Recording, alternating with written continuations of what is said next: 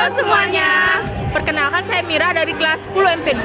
Saya Tresna, saya Sinar, saya Trisna, Dan saya Fiona. Jadi hari ini kita akan mewawancarai salah satu narasumber kita mengenai Monumen Bajrasanti. Selamat menyaksikan. Selamat sore Kak. Ya, jadi kami minta waktunya sebentar untuk wawancara.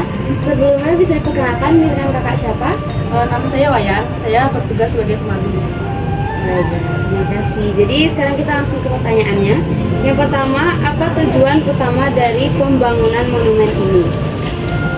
Tujuannya itu untuk memberitahu generasi muda gimana perjuangan masyarakat Bali, karena kan di monumen itu ada namanya diorama. Di diorama itu menjelaskan atau menceritakan gimana sih kehidupan masyarakat Bali dan perjuangan masyarakat Bali dari masa prasejarah, masa penjajahan sampai bagaimana.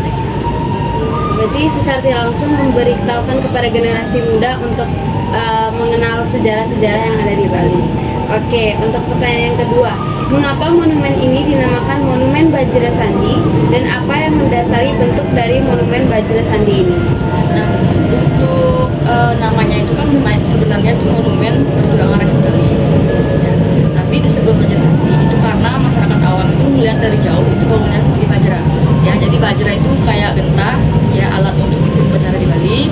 Dan untuk bentuknya sendiri kenapa seperti genta? Karena saat pembangunan itu, sebelum pembangunan itu kan dilakukan sayembara untuk menentukan desain dari monumennya ini. Jadi dipilihlah desain dari seperti genta. Baik, Kak.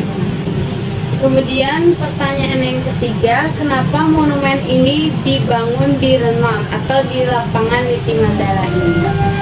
Jadi kalau itu kan ini masih lapangan yang lapangan kosong. Jadi kan karena bangunannya ini tuh besar, di daerah kota tuh kan mungkin waktu itu belum ada yang lapangan sebesar ini. Jadi kan niatnya itu bikin bangunan sekaligus ada lapangan dan taman yang luas di sekitarnya. Jadi dipilihkan di sini. Kemudian berapa kira-kira jumlah koleksi-koleksi bersejarah di sini? Kalau di sini bagusnya ada, cuma miniatur aja. Oh, jadi hanya tersedia miniatur-miniatur saja.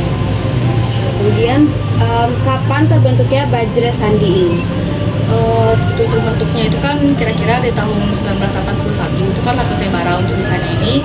Terus pembangunan awal itu di tahun 1988.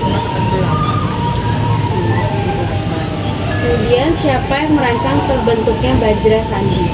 Kalau untuk yang merancang itu kan ide dari Bapak Profesor Ade Bagus Putro yang saat itu menjabat sebagai Gubernur Bali.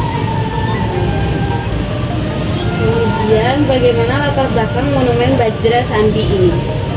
Jadi latar belakangnya itu kan saat pada tahun-tahun itu Gubernur Bali itu Pak Ade Bagus Putro tadi itu punya keinginan untuk buat bangunan yang menceritakan bagaimana sih perjuangan masyarakat Bali, karena kan belum ada dengan tujuan ingin memberitahu generasi muda kan gimana tentang perjuangan masyarakat Bali. Jadi dibangunlah monumen ini di tahun 1981 untuk rancangannya dan mulai dibangun tadi 1981. Kira-kira kapan selesai dibangun nih tempat ini? Selesainya itu 2003.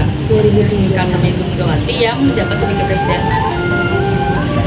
Kemudian bagaimana sejarah dari monumen Bajrasandi ini?